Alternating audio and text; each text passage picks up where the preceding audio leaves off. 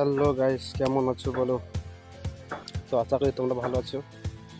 তো তোমরাকে বিশেষ এই ব্লগ ভিডিওটা করার জন্য কারণ হচ্ছে অনেক দিন ধরে দেখছি আমার ইউটিউব বলো ফেসবুক বলো রিচ আসছে না, তাই তোমাকে এই ব্লগ ভিডিওটা করা। তো এই কথাই বলার জন্য যে তোমরা আমাকে সাপোর্ট করো। অনেক চিন্তায় আছি, দেখছি প্রথমে আমার ভিডিওতে ভালো লাইক ভিউ আসতো, এখন আসে না।